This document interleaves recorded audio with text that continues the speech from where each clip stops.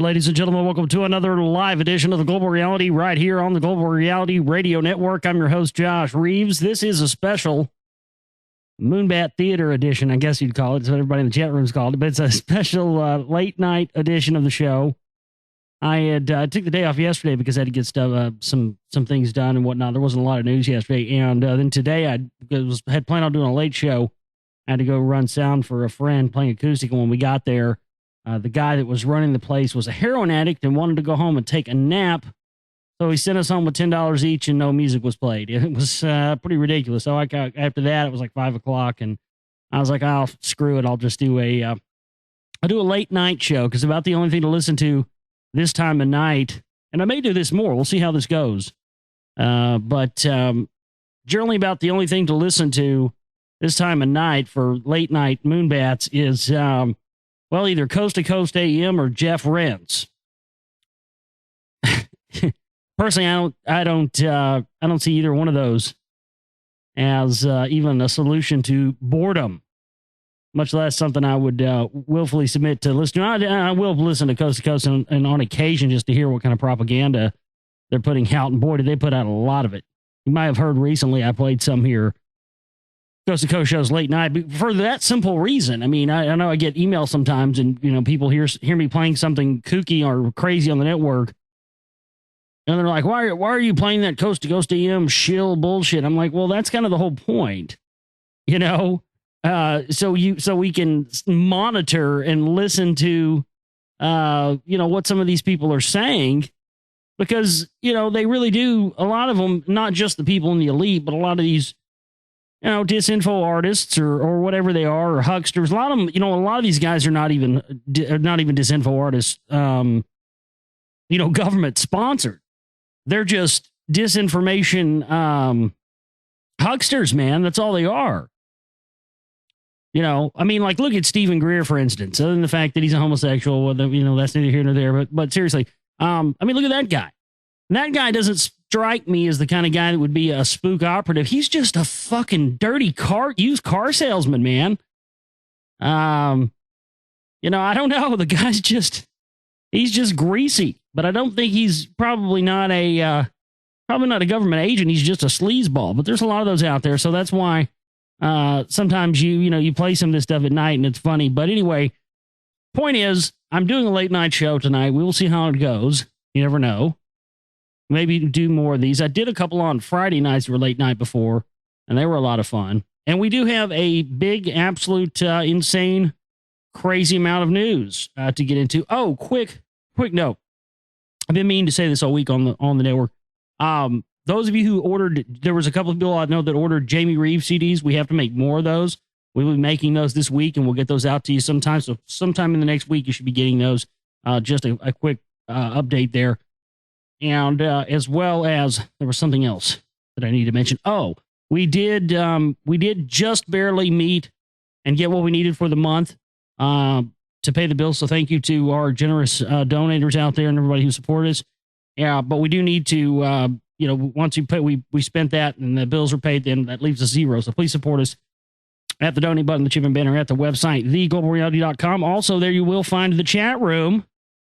And it is lively in there tonight. So if you're listening to this, just a quick note here, because we play a lot of old shows and a lot of rebroadcasts. But if you're listening to this network at 12:38 a.m. on Thursday, July 1st, and you are listening to a live broadcast right now. So if you're listening to this later and it's not 12:38 a.m. On Thursday, July 1st, then it's not live. But anyway, we will be getting into quite a bit of news. Of course, obviously, we have news that continues on the disaster in the Gulf. So, of course, we will cover that as well. Lots of Egyptian-related news coming out lately, which is just ironic because as soon as I say that, I look down the chat room and see none other than Summer Spillman in there, which is interesting. But as soon as I was saying, well, there's lots of Egyptian stuff in the news lately. Of course, this one, where Sex Watch, where is King Tut's penis? Wonders Time magazine. Do you know where King Tut's penis is? Yes, as a matter of fact, I do. It's in the ass of Zawas, the Egyptian antiquities guy. Oh, no, never mind. But because it's missing, and Time magazine is bringing the story of this anatomical conspiracy to its readers today via a New Scientist report. Did someone sabotage the Egyptian king's mummy to hide his less than endowed genitalia? Writes Allie Townsend on the Time newsfeed section today. A news report from the New Scientist presents the possibility of an anatomical conspiracy. An anatomical conspiracy. That's got to be the best two words ever put together that I've heard this week. Anatomical conspiracy. It's a conspiracy on the anatomy. Only one man can uncover the secrets of King Tut's lost penis. Tom Hanks. This summer, Tom will find the penis. The story that Time based their posts on from the New Scientist has an even better headline. And that headline is entitled, On the Trail of Tutankhamun's Penis. On the Trail of Tutankhamun's Penis, coming to a theater near you this summer. Tom Hanks. Tom Hanks alone can find King Tut's penis. Tut's penis is no longer attached to the body. After some digging, Marchant was able to confirm that the king's genitalia was attached to the mummy during its first unwrapping in 1922, meaning the post-mortem castration likely occurred in modern times. Well, maybe my Zawas theory wasn't so off after all. He's had more access to these things than anybody else, and definitely we know the guy walks around like he's got something in his ass. I'm not going to speculate as to what that might be. Interestingly, Tut's penis was declared missing in 1968, so very interesting story there. It's just interesting that it continues to come out on and on. Let's see. There was another one. Let me go through my stack. I got a big stack of news here. Let me go through and see what the other Egyptian related news story was I had. What was it? That was something. Where are you? Oh, here it is. Cleopatra. This is from the London Telegraph, actually. Cleopatra died of drug cocktail, not snake bite. So they're saying now that Cleopatra was actually killed by an overdose. She was getting into the opium and the hemlock. It seems, well, I mean, you know, what would you do if you were the Queen of the Nile? What else would you do? Cleopatra did not die from a snake bite, but a lethal drug cocktail that included opium and hemlock, according to German scientists. The Queen of the Nile ended her life in 30 BC, and it has always been held that it was the bite of an asp, now called the Egyptian cobra, which caused her demise. Now, Christoph Schaefer, German historian and professor at the University of Trier, is presenting evidence that aims to prove that drugs and not the reptile were the cause of the death. Queen Cleopatra was famous for her beauty and was unlikely to have subjected herself to a long, disfiguring death, he said. He had journeyed with other experts to Alexandria, Egypt, where they consulted ancient medical texts and snake experts. Cleopatra wanted to remain beautiful in her death to maintain her myth, he says, on the adventure science show screened by the German television channel ZDF. She probably took a cocktail of opium, hemlock, and anthecium. Back then, this was a well-known mixture that led to a painless death within just a few hours, whereas the snake death could have taken days and been agonizing. Cleopatra reigned from 51 BC to 30 BC and was the last person to rule Egypt as an Egyptian pharaoh. After she died, Egypt became a Roman province. She was an ally of the Roman Emperor Julius Caesar and established a relationship with Roman General Mark Antony. They had 3 children together, and there are letters suggest that she married him, although both were already married. Blah, blah, blah. But yeah, very interesting stuff there. But again, yeah, I don't know. You never can trust any of these things. We haven't gotten the straight story on just about anything in regards to, what these actual events and what people has termed, what is termed Egyptian mythology or Greek mythology. Well, we're not able to have the context that allows us to separate the fact from the fiction. And a lot of times what we consider to be fiction is oftentimes proved to be fact. And then things what we think to be fact are proven not truly to be a fiction, but really to be something other than what the context has allowed us to really know. And you find that more and more. I mean, there's so many things in Egypt people never talk about. You never go into your bookstore, go into a big used bookstore, go anywhere, go to Amazon.com where they have everything, and try to find a book or a DVD or anything else on the Temple of Hathor at Dendera. There are virtually 0 books, very few, printed about just specifically that. Why? It's one of the most fascinating places in all of Egypt because it's built to scale for giants. It has depictions of giants inside of it, wielding extreme technology. It has a zodiac wheel on the roof that predates astrology. So, there's all kinds of course, the Temple of Man at Luxor. The Temple of Man at Luxor is infinitely interesting because it was built over, hundreds and hundreds of years. It depicts an entire human body. Then each room corresponds with the chakras and the lessons that are contained in the library. It's like a microchip. It looks like a microchip. There's video where they put microchips on top of this thing. And not only is it the shape of a man, but there's information encoded into the different body parts. The Temple of Man at Luxor. Very few people talk about that one. So that's really the whole question here is that there is so much out there, but if you take what they're telling you at face value, you're never going to find or get the entire picture. But let's move on and get into our oil spill related news here. Slick Willie is opening his mouth again, which is always bad news. Bill Clinton, we may have to blow up the well. Well, this sounded feasible the first week this thing was gushing. Because Russia, came out and said, well, actually, we have done that. We've done it about 10 times and it works great. But this is not that same sort of a situation. This is a totally different game changer here with all the methane and the gas stored under this. I mean, the fucked up thing is these people don't know what is going to happen with whatever they try to do. And I don't really think they care.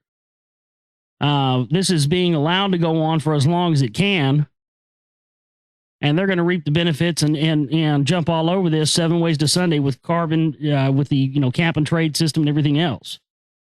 So they're definitely opportunizing on this, no question. Little notice comments from former President Bill Clinton over the weekend, which he made in South Africa, are perhaps, a bit explosive. Unless we send the Navy down deep to blow up the well and cover the leak with piles and piles of rock and debris, which may become necessary. You don't have to use a nuclear weapon, by the way. I've seen all that stuff. Just blow it up. Unless we're going to do that, we're dependent on the technical expertise of these people from BP. Well, that's the whole thing is, and people don't realize what kind of situation is going on down there. Because with Corexit, if you go and research what this Corexit stuff does, it causes everything to sink, and that's the whole thing. They're trying to limit their liability. That's why they've been caught, going down there at night and getting all the dead animals. So there's dead animals. That's why they use this Corexit stuff. So it sinks. So there's less visible evidence. That's why they've been burning sea turtles alive, because the most affected sea turtle in the entire Gulf is the most endangered sea turtle in the world. And that's the one that's in the biggest danger right now. And they've been caught setting these things on fire so there wouldn't be evidence to show that they were responsible, which if you go and look how much it is, it's something like, I don't know, $500,000 per endangered animal. And they've killed thousands of them. Almost the rest of this, the entire population of one specific sea turtle. They have been caught setting them on fire, folks. So someone will see the evidence. If you see this as something bigger than just a spill or something bigger than just some accident here, this is a by design operation being perpetrated by someone. Of course, when we look at BP oil execs selling their stock 10 days before the event happened, you also had heads of Goldman Sachs selling stock short of BP 10 days before it happened. Halliburton buys an oil cleanup spill company out of Houston 10 days or 11 days before the disaster. You had that timestamp thing, which I can't believe no one in the has really zeroed in at all. We pointed that out here to you first, which was this thing where it came out and they said that they had 3 men at the Deepwater Horizon when the event occurred, and all 3 separate reports called in and reported that this event took place at 7 p.m. at night. Now, the official story is that it happened at 10 or 11 o'clock at night, and they came back later and said, oh, that was a timestamp error. Don't worry about the fact that 3 different men all reported this happened at 7 o'clock. I mean, it's, I just see these correlations. I mean, don't you see that is being the same as, the BBC going on television and announcing that World Trade Center Building 7 had collapsed when it's right there in the background of where this chick is saying? I mean, to me, that's the same thing. And then, of course, these people are opportunists. They allow things to happen and then they capitalize upon that. And again, I think this is above and beyond just a physical person running the show here, but let's continue on with the news.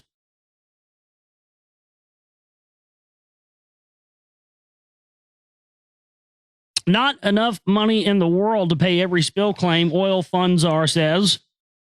The prominent U.S. lawyer managing BP's $20 billion oil disaster fund said Wednesday not all claimants will be paid, especially some of those seeking compensation for falling house prices. There's not enough money in the world to pay every single small business that claims injury, no matter where or when, Kenneth Feinberg told the House of Representatives Committee on Small Business. You've got to decide in a principled way and work out some definition in that regard, he said. Well, that's exactly what they're going to do. That's why they're getting all these claims in, and that's why they're encouraging people to make as many claims as they can. The whole deal here is for BP to file bankruptcy. That's the whole thing here. Now, ask yourself for just a moment a theoretical question. Do you know the answer? I want to know if any of you out there know the answer to this question. If BP pays out all of these disaster claims, right, and let's say, which I believe 100% they're going to do, let me clarify that, but let's just say theoretically they do that, and in 6 months from now, this thing's still gushing and BP declares bankruptcy. Now, all that, let's not get into the semantics of what that's going to tell and everything else. But once they file bankruptcy, who do they go in debt to? The federal government, the Crown? Who is it? The Bank of International Settlements, the IMF? So my real question here is if BP goes under, who legally on the books and what they admit to takes over their assets? Where does the assets, all of BP's oil and all the everything they own, all their assets, in whose hands do those assets transfer over to in the event that they declare bankruptcy? Can we ask that question? I think that should be the biggest question on everybody's mouth right now, other than how the fuck are we going to fix this? Which my answer is I don't know. Because almost every plausible solution could entail anything from making it worse to, I don't know, blowing out a whole entire side of the fucking planet. So I don't have an answer, but I do have a question. And that question is, in the event that BP filed bankruptcy tomorrow, in whose hands do their assets transfer to in the event that they go bankrupt? I have a guess. I have a guess that they were going to go right back into the hands of the same exact people that control British Petroleum now and cause this entire incident to happen and others like it and other things like 9/11 and the rest to happen. It's going to go right back into the hands of other people that are in the power structure that caused this goddamn thing to happen in the first place. You realize that? That's the whole thing. But then they're going to try and stick the bill on the American people and say, oh, well, now you got to pay for it. You want it cleaned up? You worry about it.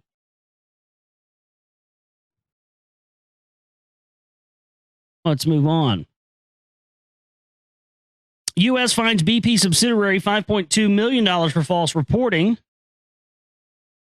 Well, how is that? Like, well, that's all well and fine, but what is a BP subsidiary? It's like reminds you of like South Park, you know. Hey, look at the monkey. Look at the silly monkey. You know, you put a monkey puppet over here. Hey, look over here. Look. This is a big fucking distraction story to make people feel better. Oh, some BP subsidiary got fined $5.2 million for false reporting. Well, a subsidiary. Well, what about the actual company? I don't know, man. I just think that 100 years ago, people would have been asking the question, why aren't these guys hung yet? What happened to us? When did we become weak, pathetic little minions that won't get justice immediately? I mean, seriously, people used to fucking... They used to like get mad and get in fights and fist fights. Everybody just walks around and keeps their heads down now and doesn't want to make waves and just, you know, goes along to get along. You know, that's what we've been conditioned into. The pussified states of North America. Oh, say, can you see?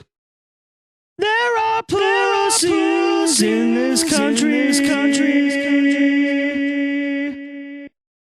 I mean, the U.S. government on Wednesday announced a $5.2 million fine against BP's U.S. subsidiary for making false, inaccurate, or misleading reports about its energy production on Native American land. But nothing to do with the actual thing itself. See, that's all your average person sees. Your average everyday person doesn't even read the fucking story. Okay? Because people don't read anyway. They don't read news. They don't care. But what that does is they see that headline. U.S. fines BP subsidiary $5.2 million for false reporting. Oh, all right. Well, they got BP. This doesn't have anything to do with the disaster in the Gulf, ladies and gentlemen. Officials said that the fine levied by the Interior Department's Bureau of Ocean Energy Management Regulation and Enforcement was imposed after BP gave misinformation about prices and royalty rates it paid for wells and leases on tribal lands in the southwestern state of Mexico. Right. Oh, so this is more chicane around the airport. So they went into these various Native American homelands and said, oh, well, what you got here is worth this amount. You know, it's worth $1.5 million. You know, we'll give you $1.5 million for what you got. And meanwhile, they got $20 million worth of stuff sitting out of there. And what do they know? Because BP's pumping it out and they don't know the difference. BP said the error, which was unrelated to the BP oil spill in the Gulf of Mexico, was caused by a glitch in their automated files and promised to correct it. Well, isn't that a nice little play on words? They promised to correct it. Yeah. Well, corrects it didn't work very well. So why should we think you're going to correct this, you slimy pieces of trash? The error was caught by an auditor for the Southern Ute tribe who first noticed BP America and then reported it to federal officials. It's simply unacceptable for companies to repeatedly misreport production, particularly when it interferes with the auditing process. So, I mean, is it right? So right on top of it, when it rains, it pours, I guess, huh? Well, this is rich right here. This is one you see. This is one of those ones you see and you go, oh my God, we're already in Brave New World. We're in Brave New World. We've surpassed George Orwell. We've surpassed the Twilight Zone. We've surpassed all of this. And every day I look at the news, I'm convinced more and more. But here's a great one for you. I mean, this is what socialized medicine will bring you, folks. This is what national health care is going to bring you. Ready for this? Get ready, because you guys are going to love this. Everybody will want these. doctor testing drug to prevent lesbianism and interest in male careers. Boy, if this doesn't sound like a depopulation agenda, I don't know what does. Dr. Maria New has a new strategy for treating unborn fetuses. The use of a potentially dangerous steroid aimed at preventing a rare congenital disorder that affects the adrenal gland, potentially consigning the future child to a lifetime regimen of drugs. It also presents, quote, some of the symptoms of this disorder in girls, namely ambiguous genitalia, because the condition causes overproduction of male hormones in the womb. Girls who are affected tend to have genitals that look more male than female through internal sex organs. And right, their clitoris looks like a schlong. Dr. New offers pregnant women dexamethasone, a risky steroid aimed at female fetuses that may have this disorder. Many exposed to this through the off-label use are not being enrolled in controlled clinical trials. You understand that? Dr. New offers pregnant women dexamethasone, a risky steroid aimed at female fetuses that may have this disorder. Many exposed to this through this off-label use are not being enrolled in clinical trials, meaning they are injecting this women with this right now. This is a mainstream news story that there are women that are being injected with this stuff as we speak and not being told about it. Again, this is the kind of thing where that's that thing we've been talking about where, we talked about the other day where it's like, man, we look at some of this stuff and even Hitler would say, hey, man, I'm not going to go there. I mean, this stuff Hitler would go, no, we can't do that, man. That's too over the top. And yes, it gets worse. As columnist Dean Savage points out, Dr. New is also exploring the use of dexamethasone's effects on future fetuses' desires to explore male careers or have disinterest in becoming mothers. I'd like to know what right-wing Republican think tank cooked this up, because this sounds like something that came out of the fucking Heritage Foundation or the one of those other eugenics think tanks out of Scotland. The majority of researchers and clinicians interested in the use of prenatal dex focus on preventing development of ambiguous genitalia in girls with CA. CA results in an excess of androgens prenatally, and this can lead to masculinizing of the female's fetus genitals. One group of researchers, however, seems to be suggesting that prenatal dex also might prevent affected girls from turning out to be homosexual or bisexual. They are literally inoculating women without their knowledge right now with this chemical that will attempt to try and keep women from becoming homosexual or bisexual. I mean, look, I'm all about choices. I may not agree with this, but I think if it's there and it's an option and people want to willfully opt for it, hey, that's their business. I'm not here to judge you. Do what you want to do.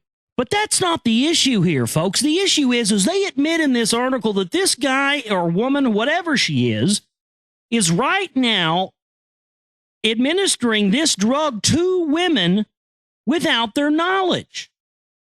That's the issue. Again, whether you think something's right and I think it's wrong, I think it's wrong and you think it's right, that's irrelevant here. Again, I'm one of those people that thinks, I don't care. If you want to fucking shoot heroin into your fucking eye sockets, go right ahead. I don't care. Just do what you want to do. It doesn't matter. But my God, that's not what we're talking about here. This is against people's knowledge. Insane. This is pediatric endocrinologist Maria New of Mount Sinai School of Medicine and Florida International University and her longtime collaborator, psychologist Heino F.L. Ballberg. Mayor Ballberg is this guy's name? Well, he sounds like a goddamn Rothschild.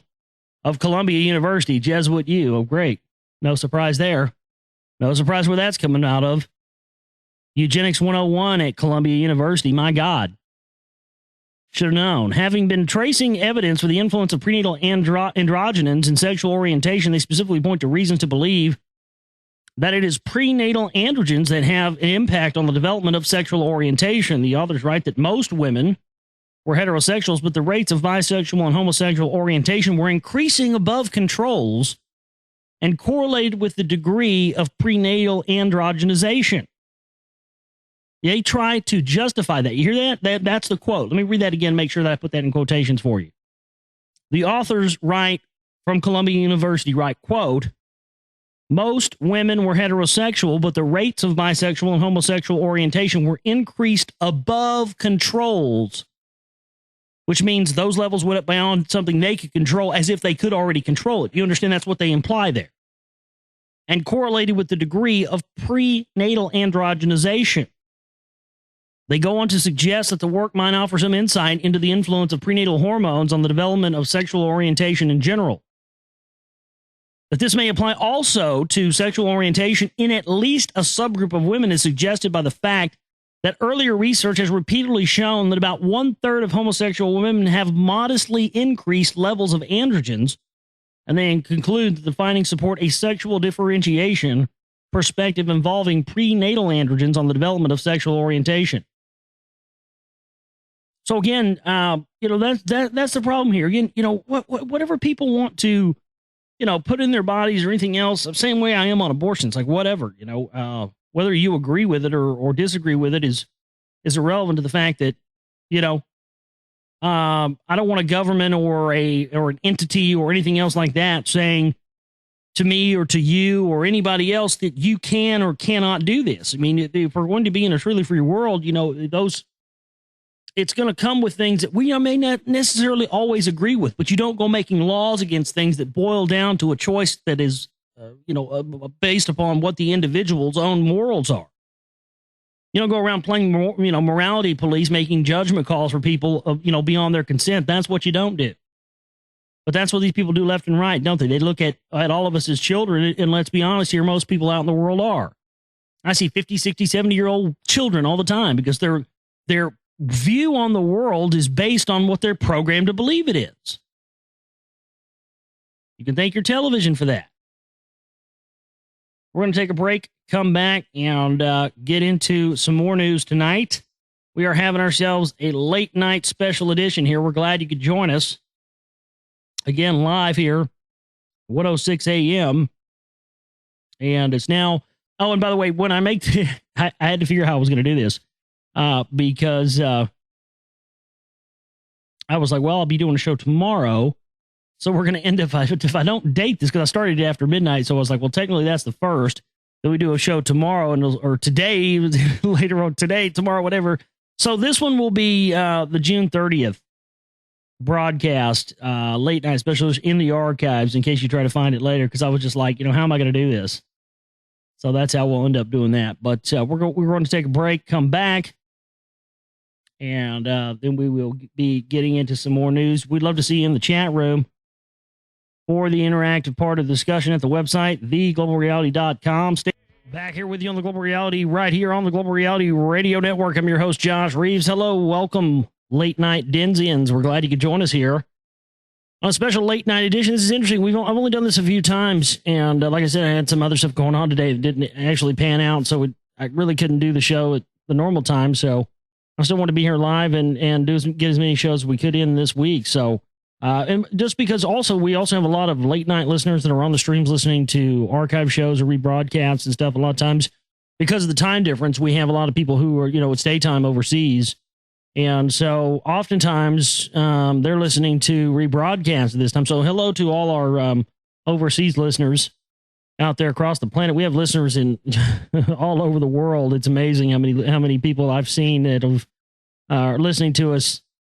Somebody donated $7 from Croatia. We have several listeners. A big contingency in Croatia, which is awesome, and a big listenership in Canada, and big listenership in just all over the planet. So if you're listening to us live tonight, you can hear it again. It's 1:15 a.m. Central Standard Time where I am on Thursday, July 1st. But you may be listening somewhere where it's, you're listening to a Global Reality rebroadcast or some of the other shows and whatnot that we play here. So I thought it would be cool to give those people something live. And again, it's different. It's not something we normally do. I find that mixing up the show times and not having a strict regimented schedule for that definitely keeps it fresh, and it keeps it more interesting because I mean when you're getting up here every day at the same exact time every day for the same length of time, after a while it can sort of grate on you. But let's get back to the news right now. Law enforcement agencies in Northern Virginia say that you have no right to know what they're doing. Last November, a police officer shot and killed David Masters, an unarmed motorist, as he sat in the driver's seat of his car on the side of Richmond Highway, a major thoroughfare in Fairfax County, Virginia. Masters was wanted for allegedly stealing flowers from a planter. He had been given a ticket the day before for running a red light and then evading the police, though in a slow and not particularly dangerous manner. In January of this year, Fairfax County Commonwealth Attorney Raymond Murrow announced that through a press release, that he would not be filing any charges against the officers who shot Masters. The shooting, Murrow found, was justified due to a furtive gesture that suggested Masters had a weapon. The only white eyewitness to this gesture was the police officer who pulled the trigger. There exists dash camera video of Masters shooting. There are also police interviews of other witnesses, and there is a police report itself, but the public and the press are unlikely to see those, or even to learn the officer's name. That's because the Fairfax County Police Department, along with the neighboring municipal police departments of Arlington and Alexandria, is among the most secretive, least transparent law enforcement agencies in the country. Well, my God, Arlington, Virginia, Alexandria, what do you think's there, folks? That is spook capital of the fucking world. So you think that, the local law enforcement agencies aren't going to have the biggest secrecy? Give me a break. These guys probably are, most of these guys probably are ex-feds or spooks or whatever else. Michael Popo, reporter who covers Northern Virginia for the Connection newspapers chain and for WAMU-FM, filed a series of open records requests relating to the Masters shooting with the Fairfax County Police Department. All were denied. In March, Pope asked Fairfax County Police Public Information Officer Mary Ann Jennings why her department wanted at least release the incident report on Masters' death, given the concerns that some have raised about this shooting. Quote, "Let us hear that concern." Jennings shot back, "We are not hearing it from anybody except the media, except individual reporters." Except the media? That's exactly who you would expect to file most open records requests. Asked why her department won't even release the name of the officer who shot Masters, Jennings got more obtuse. What does the name of an officer give the public in terms of information and disclosure? I'd be curious to know why they want the name of an officer. Well, that's always publicly available information. They don't keep that secret. That's supposed to be something that's for public record, because anytime an officer kills a citizen, there's always they give them, there's like a week where they, they're on paid administrative leave or whatever while there's an investigation going. So it's, again, why all the secrecy? Well, for starters, because he's a government employee paid by taxpayers and entrusted with the power to arrest, detain, coerce, and kill. And he recently used the most serious of those powers on an unarmed man. Releasing the name would allow reporters to see if the officer had been involved in other shootings or if there have been prior disciplinary measures or citizen complaints against him. It would allow the media to assess whether the Fairfax County Police Department has done an adequate job of training him in the use of lethal force. Then again, journalists can't get that other information either. The default position of the Fairfax County Police Department, Pope says, is to decline all requests for information, and not just from the media. When a member of the county SWAT team shot and killed a 38-year-old optometrist, Sal Curosi Jr. in 2006, it took nearly a year plus legal action to get the department to release information about its investigations of the shooting to Coloso's family. Colosi, who had been subjected of suspected wagering on football games with friends, was also unarmed when he was killed. In a state that the Professional Journalism Association investigated reporters and editors ranks the fifth most transparent in the country, the police departments in Fairfax County, Arlington, and Alexandria have managed to interpret the open records law in a way that lets them be almost completely opaque. So that's the real question here is what's going on? There's if there's people there that are acting a certain way, and then the activities of the police. I mean, you never know what these people are seeing, what they've heard, who they've talked to.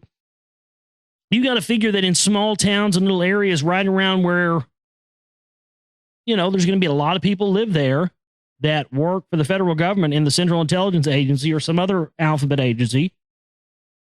And you got to figure when they see some stuff that doesn't coincide with the news they show on TV, they're going to start talking to their neighbors and confidants, and stuff is going to get around, and rumors are going to start, and people will consider to be rumors, probably based more likely in fact, because you have a lot of people. That's the hub of the Central Intelligence Agency. So, there are people that are compartmentalized, or in the lower levels of these things aren't necessarily, spooks and everything else. You have analysts, and those people see stuff.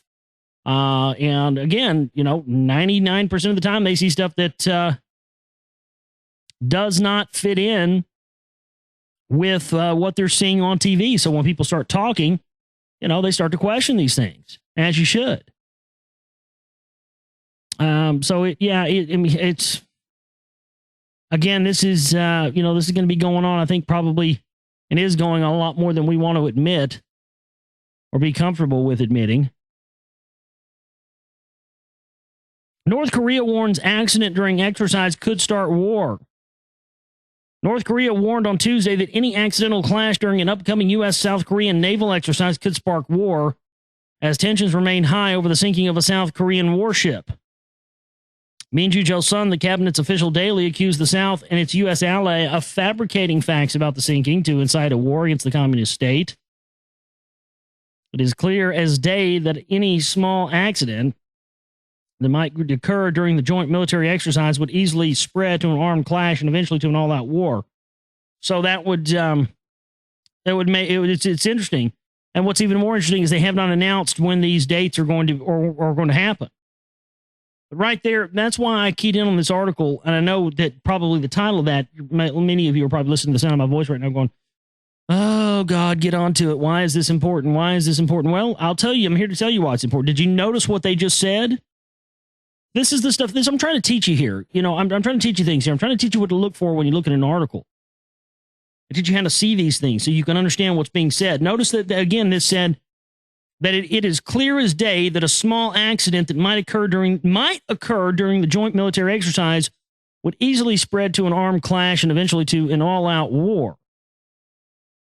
So, again, they're not announcing any dates to when these exercises are going to take place, but right there, that's some sort of that's a little message, because that's exactly the kind of thing where I think was what we're heading to. The same thing, similar situation with the Israel and Iran thing.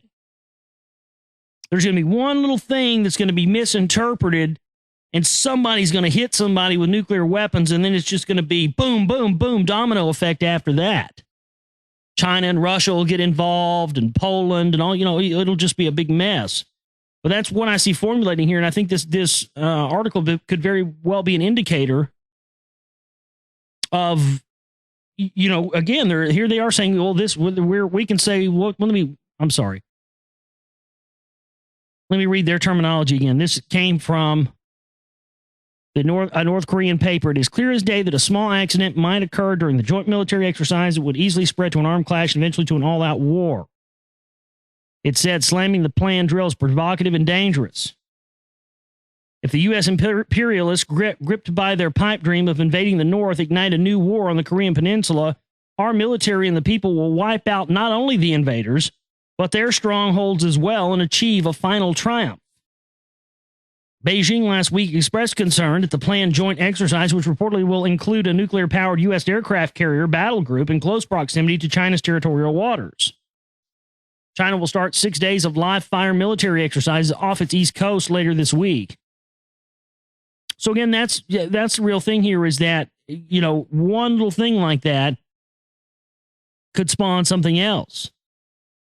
And then, of course, there's been all this talk about the Samson option. Of course, we've talked about that here. You know what the Samson option is with Israel, which is, they have nuclear weapon systems that are pointed at every Muslim country in the world. And if Israel is hit first, then and they use the Samson option. They will launch precision-guided nuclear weapons to every Muslim country on this planet and effectively kill every one of them. And if you think that these people and these psychotic motherfuckers won't use that, you are out of your mind, dude. All it's going to take is Israel to set off one of those nukes in their own country, say it was Iran because they enriched the weapons, and boom, you will see a megadeath. That's what they're pushing for on all fronts. I mean, they, you know, and none of this is new. This is old hat to those of us and those of you out there that have been looking at this for years and years now, because they have hinted about this and we've talked about this to no end. In 2008, they did those drills up in Ohio that were drilling on the event of a simultaneous situation. I mean, they said a simultaneous nuke attack or dirty bomb, a biological outbreak, and a weather event such as a hurricane, earthquake, or tsunami. And I think that all these little events happening, such as, well, they're not little events. I mean, let's not downplay them. I don't mean that. What I mean is little in comparison to the bigger events I think are coming down the road. Because we've seen those indicators and they've admitted that this is part of the plan. Again, those, you know, they ran those drills in Ohio that were on the scenario of basically resources being stretched thin. You know, we can't go over here and give aid to these people and help these people out over here. And there's no way we can clean up what's going on in Haiti now. And we can't clean up what happened in Chile now. We can't clean up this oil mess now. And we damn sure can't fix what happened in fucking Katrina 5-6 years ago. And goddamn, we just had 3 cities nuked and a biological attack and another hurricane and an earthquake and another oil spill. You see, never ending strings of this. And that ties in with what we've talked about extensively recently again, and that is the disaster economy. So it's important that we look and see what these things as for what they are. But luckily, man, the best thing is that people are waking up. I think things are actually better for those of us who are seeking to find the truth right now than they ever have been. I do. And not a lot of people would agree with me on that statement. Because most people are going to say, well, Josh, how can you say that? I mean, how can you tell us, you know, in one breath that you think there are things that are, you know, going to make 9/11 and the oil spill and all this other stuff look minuscule in comparison, and then in the other breath tell us that, you know, this is the best time for looking into this stuff? Because it's the truth. That's why I'm telling you that. Because through their actions and through exponentiating this master plan, they have inadvertently caused a mass awakening to happen as well. And this is why they have the disinfo artists. This is why they have the mainstream patriot movement and Jesse Ventura on cable shows, supposedly telling you the truth. And they're just all manners of this stuff. But this is why the History Channel's doing ancient alien shows and putting stuff on TV that I was laughed off the fucking air for 2-3 years ago. You know? Literally. So this is what they're trying to do. And then they're trying to contain it. But what's interesting is they are limiting the amount of resources now that they can put towards containing it. And what I mean by containing is things like the Patriot Movement, the Truth Movement, the Teabag Movement. They're trying to contain that while at the same time spending as much resources they can to exponentiate the plan, because eventually they hope we'll just have sensory overload. That's what I think is another thing they're going to do. They're hoping at some point it'll just be sensory overload and we'll just say, oh, fuck it, I can't even keep up with this anymore. Because a lot of people do that. A lot of people, you know, get into this stuff for a while and then they just quit and give up because it becomes overwhelming. But that's why you have to separate from it sometimes and still, do what you want to do in life. There's, again, anything is bad if it's not in balance.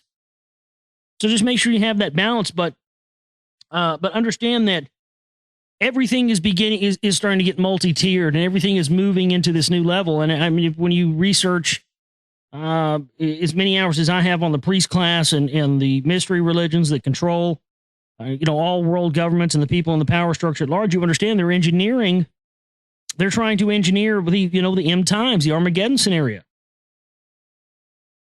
All these indicators are there that they're trying to engineer. I think this is why they've allowed this thing to go on. They're trying to play into, the blood with the sea will boil red and all this stuff. They're trying to play that up.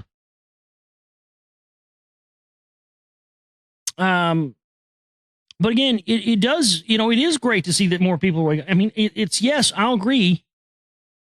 It sucks that things had to get this bad before we could get to this point.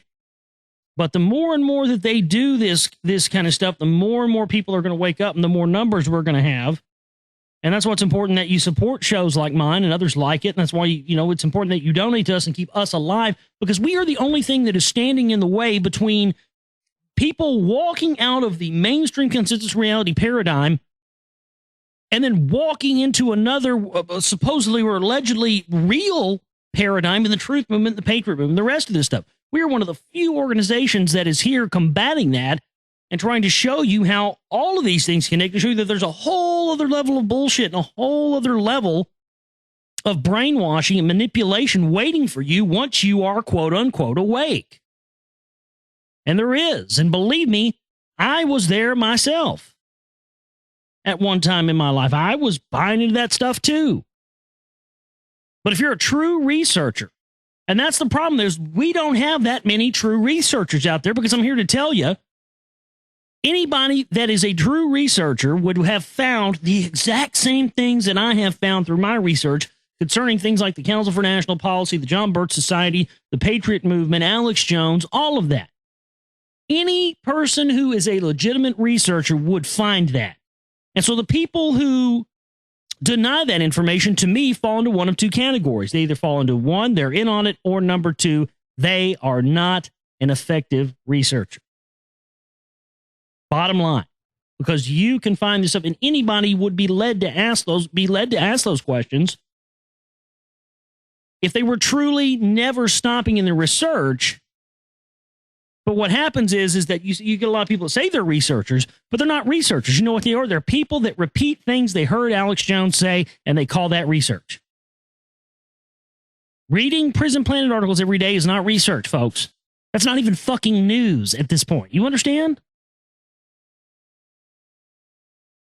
Real research means that no matter what, no matter if a piece of information comes in front of you that means that somebody who you thought was your hero or your savior or on your side, when that piece of information comes in front of you, you don't ignore it. You look at it and you dig into it and you find out every angle on it. And this requires a new level of thinking, folks. I mean, we've been dumbed down a long time.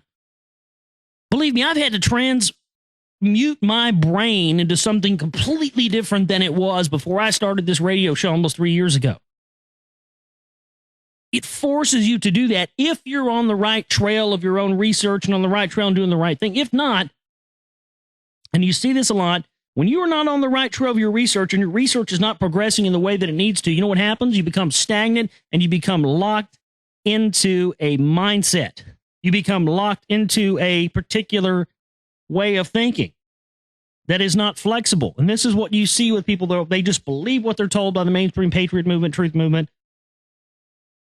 And if you believe anything outside of that, then you are demonized. That should be the first clear indicator that you are dealing with something that is, again, put there to keep you inside of yet another box. And that is, again, that's part of my job here. That's a big part of what I do and what has really made me carve out my little niche in research oriented tasks, information oriented tasks. That's what and I didn't ask for it. I didn't, like I said, when I first started the show, must have been almost 3 years. September, we'll have our 3-year anniversary coming up in September. I can't believe it's been 3 years. It seems, in a lot of ways, it seems like it's been 5 years. It seems like it's been longer than that. But in a lot of ways, in other ways, it's just like, wow, it's 3 years. That's amazing. Because a lot of people don't last that long. A lot of people figure out there is zero money in doing this and figure out that you have to be good. You have to be compelling, and you have to be entertaining, and you have to be informative, and you have to be real. A lot of people don't understand those things, and they try to do radio shows, and they just don't make it. Because if you're not a healthy combination of those things I just stated, people are going to see right through you. And people think that this is easy, and they think that, oh, it's fun, and it is fun. Everything I do is fun. I won't allow myself to do anything that isn't fun. If this wasn't fun, I'd quit tomorrow. But it isn't always fun. There's, it becomes tedious and, like anything you do that's a quote unquote job. And this is my job. It's what I do. This is my life. Yes, I play music too, but I don't make any money doing that either. I don't make money from anything I do. I just do it. It's great, but I'm happy. That's what matters, right? We always seem to get in what we need to live and survive. And I think that comes as a result of just as I've done and I decided to do, a while ago, which is just surrender myself to the universe, let the chips fall where they may, and let the source take care of me instead of, getting up every day and, oh my God, what am I going to do? Oh God, what do I have to do to live and have a roof and everything else? And when you just let it go and worry about, I'm not saying don't worry about it. I definitely worry about stuff a lot. When we're getting close to paying the bills and we don't have the money in to pay the bills, I get worried about that, but never to the point where I think that I need to go sell myself to the enslavement system in order to get what I need to live. And that's what most people can't separate themselves from. We fear cages in FEMA camps. We fear cages in prisons. We fear, we fear this physical bondage by the elite, never noticing that we keep ourselves in mental cages of our own design based on nothing more than things that they say they might do to us if we don't comply with what they want us to do. It's the mental cage we keep ourselves in. Those invisible bars wrapped around us all the time because of fear. Fear of what people are going to think about us. Fear of what our family is going to say. And, oh, man, you're still doing that conspiracy stuff, huh? Well, all right. As long as you're making the money at it, it's all that matters. What? Now, I've had people say that to me about, yep, still playing music, huh? Well, as long as you're making money at it, it's all that matters. Well, that's all that matters. Number one, motherfucker, I ain't making nothing. Playing music or doing radio or anything else. Number two, as long as you're making money, that's all that matters? No. What happened to soul and integrity and heart and caring and love and beauty and doing things because it's the right thing to do, not because that's what society deems correct and normal? I'm doing everything within my power that I can physically and financially do at the current moment towards the cause every single day. Everything that I do revolves around the cause. It may not always seem like it, but it is. Whether it's playing music or anything else, it's everything's towards that. But instead, we're not dedicating ourselves to things like that we feel are important and putting all of our energy towards it because we feel that's an important thing to do, are we? No. We are putting our energies towards things they tell you are important. Do this for your country. Do this for your state. Do this for your town. Do this for the children. And then when you say, well, what about what I want to do? What about free will? I don't want to do this thing. You're selfish. Care about somebody other than yourself, you selfish little prick. And granted, there are a lot of selfish little fucking nitwicks out there you want to fucking smash their head in, male and female. But doing something because you feel that it's what the universe is calling you to do in this life, and what the universe is calling you to do doesn't entail being in one of their slave jobs with their, slave pay, slave food, slave house, slave name, everything, then somehow that's selfish because you need to be doing this for your country, do this for, for your state, do it for your family, do it for your kids, do it for your wife, do it for your dog. What do you want to do to serve the universe? What is the universe and the source telling you to do? And if you aren't doing that, then start doing something else that's more in line with that. Everybody always gets in this thing about, oh man, what's your dreams mean? What's this? I had this dream. What does that mean? I had this dream. I'll tell you what 99% of your dreams mean that you have. Each and every one of you out there. Your dreams are always the first thing that will point you in the direction. If you're not doing something and if you're doing anything in your life is not in line with your destiny, your path, your goal, and what you're set here to do, your dreams will start to tell you immediately. Your dreams, when you start having these crazy dreams where things are hectic and not right, and you just wake up and you're just like, oh, God, man, fuck that. That was man, I don't want to think about that dream. Well, that's generally the indicator. And when your consciousness starts to expand, you'll notice that you don't dream very much, or at least you don't remember your dreams as much. And you know why that is? That's because your consciousness has then been elevated to a point to where when you are in that, okay, let me back up a little bit. When you're in the dreaming state of mind and the dreams that you come back and you remember, they're always in the reference point of this 3D physical reality, aren't they? They're always in, at least in something that looks similar to experiences on the earthly plane. You know, you're in situations, places, maybe it's places you've never been, or maybe there's not, maybe it doesn't look like anywhere near where you live or exist in normally, but at least it's a reference point that looks familiar to you. There's cars, there's houses, that kind of thing. Well, when you start elevating your consciousness up to a higher plane of existence, you will notice that things like alcohol don't get you as drunk as they used to. You'll notice that things like marijuana don't get you as high as they used to. And you'll start to notice that you're not remembering your dreams. That is because when you are not remembering your dreams at an elevated state of consciousness, you are existing in other planes of reality that do not have a reference point in the third dimension. Therefore, you are not remembering those dreams. You ever go to sleep, get 8 hours of sleep, not remember anything you dreamed, but wake up and still be tired? That's why. Because your soul, your astral body is traveling out into these other realms of dimension, and they don't have a three-dimensional reference point that you see in your conscious waking state. And that's where we are. That's where it's going on right now. So again, watch your dreams or a lack of them. People always, again, you don't even have to get into all that dream interpretation shit. Yeah, it's fun, it's interesting, I like it, but you don't even have to do that. It boils down to one or two things, and it boils down to those two things for one reason, because we are in a dualistic plane. That's it. So we pay attention. If you're not remembering dreams or any of that stuff, then that is a sign your mind is traveling out into these other etherical realms that you don't have anything about.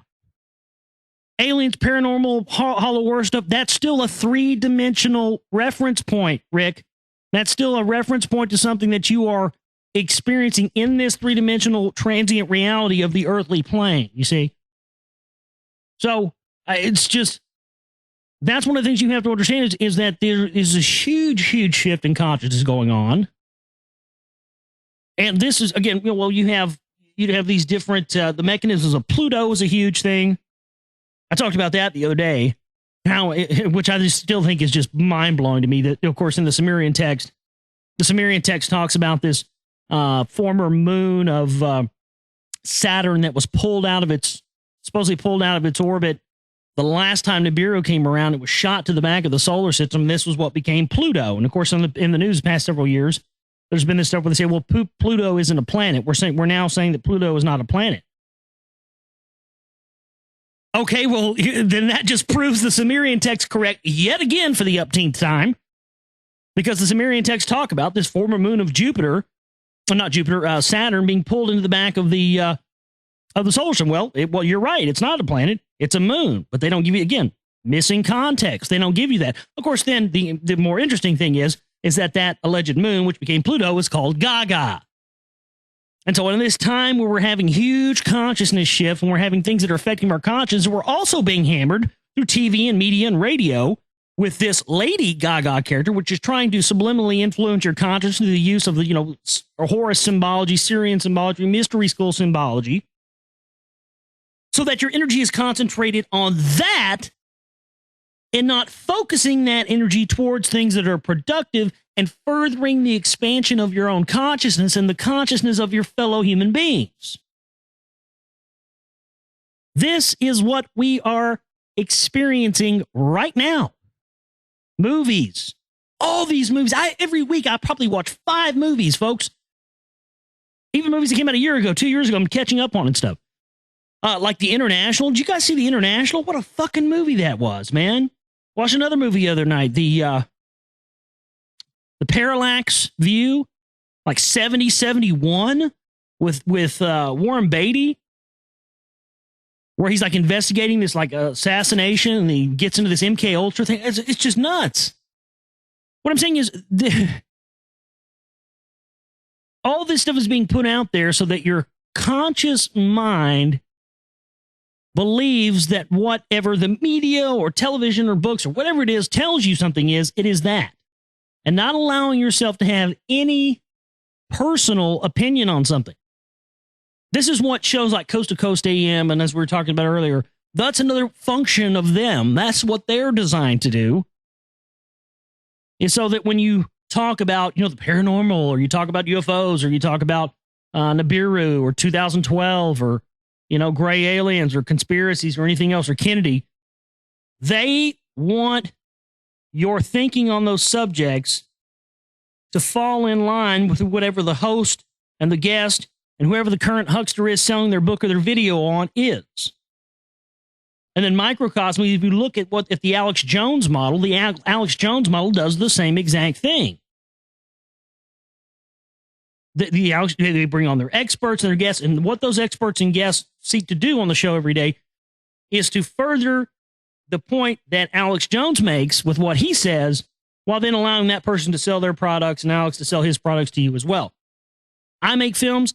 I don't even ask you to buy them. We've spent $15,000 in 3 years on 2 films and made $600 back on them. We don't even ask to do that. I'm not here to get you to think like me or be like me or anything else.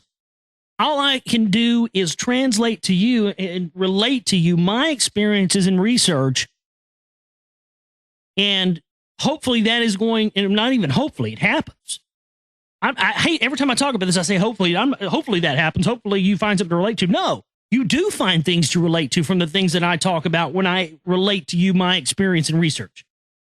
I know that because I have seen it. I've talked to hundreds of people who've heard something I've said that has spawned them down trails of research that I would not have ever thought to go.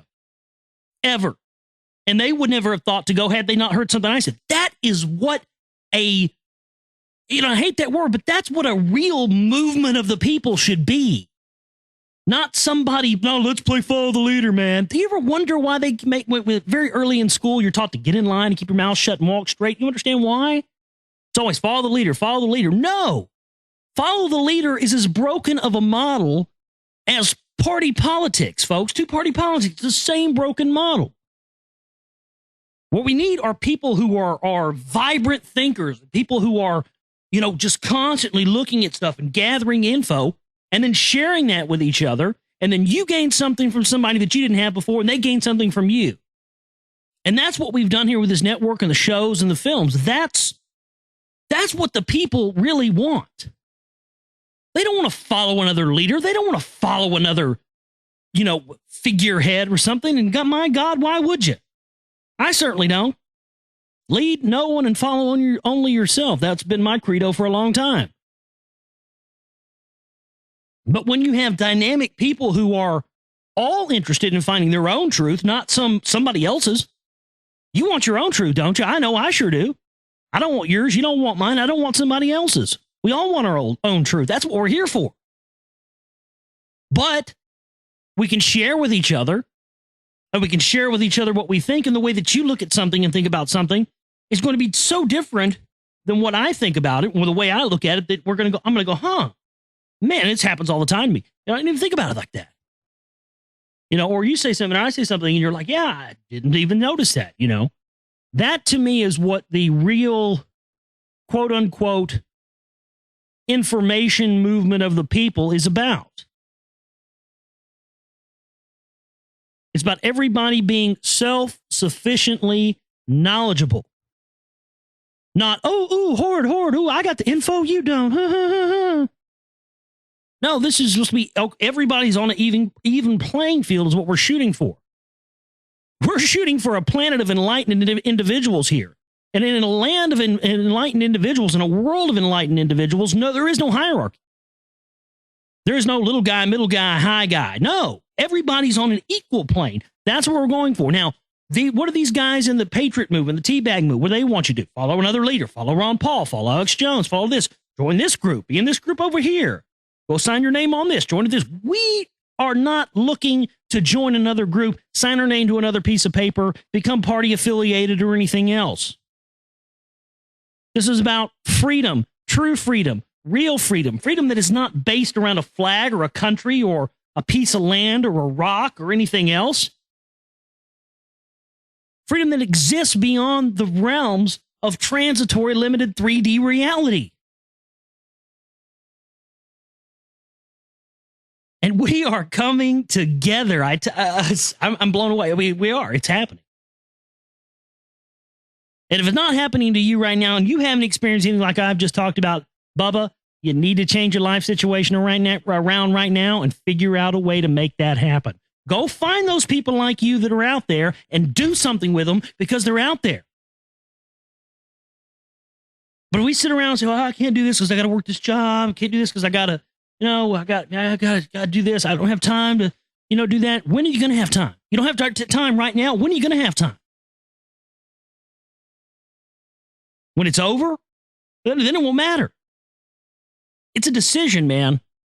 Everybody can make it. We're going to take a break, come back. Lots more to talk about with you tonight. Special late night edition. This is a late night edition, special edition for you tonight up here, up late. Glad you could be up late with us. Late night Denzians. Hey, join us in the chat room, and you can come in there for the interactive part of the discussion. Also, you can email me, globalrealityshow@gmail.com. If you'd like to get some live questions in here tonight, if you got something you want to ask, something you want me to talk about, if there's a subject you'd like to hear me iterate on, by all means, put that, send it to an email, globalrealityshow@gmail.com, and I will do my best to answer your question or talk about whatever specific topic that you would like to hear me talk about. So, back here with you on the Global Reality, right here on the Global Reality Radio Network. I'm your host, Josh Reeves. Thank you for being with us here today for the broadcast tonight. Rather, tonight. I'm used to saying the same old thing, aren't I? It is tonight, this morning, this evening, wherever it is, wherever you're at, doesn't matter, but it's a late night special edition here for you tonight, so we're glad you could be with us. Late night, early risers, wherever it is, wherever you are. Thank you for being with us, and we're glad you all could be here. Don't forget to support us and support our work, please, so we can continue to be a beacon of alternatives to alternatives, and trying to be with something here to combat this other level of control and this other level of mental servitude and mental enslavement that the system at large is trying to keep everybody in. It's very sophisticated. It's designed for there to be layers upon layers of this stuff so that you're, constantly wondering where the head of the Hydra is,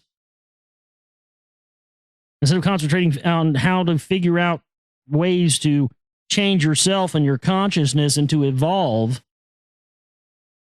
It becomes something that's existing in this world, but is of a higher vibration and a higher vibratory state than what they tell you should be. That's really what it boils down to. It'd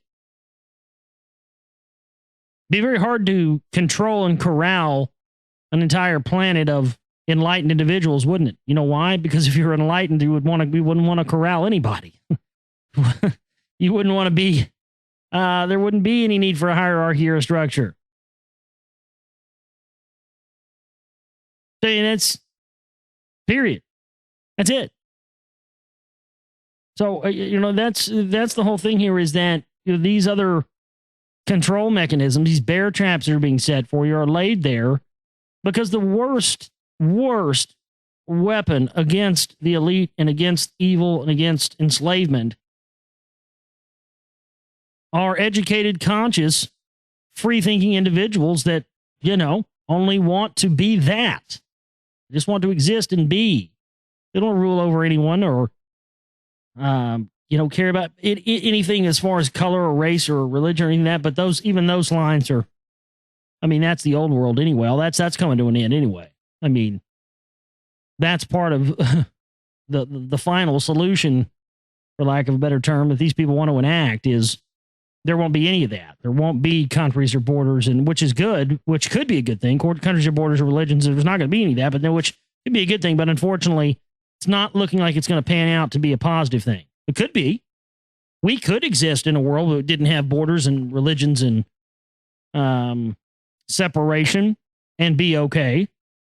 But unfortunately, again, that's not what these people are planning. No, they're planning the far polar opposite end of that, which is something where these distinctions are done away with in exchange for total control and subservience to a one world power enslavement system. That's what that's what they want to do, but it doesn't have to be that. But again, dualism. When you understand that this is a realm of dualism, and you understand that this three-dimensional, five-sense reality is dualistic, that should start to shift everything about the way that you view things and think about the world at large. Because then you realize it can only go one of two ways. So which way are you going to let it go? You're going to let it go the way they want it to go, the power structure? Or do you want it to go the way that is most beneficial for mankind? Now, I don't, I have ideas, again, as I was throwing out there, enlightened individuals. I don't have any master plan of how that, well, okay, buddy, what's your plan? You want to do away with the government, do away with all these countries. Well, what's your plan? I didn't pretend to say that I had a plan. Again, I'm not looking to follow anybody. I'm not looking for anybody to follow me.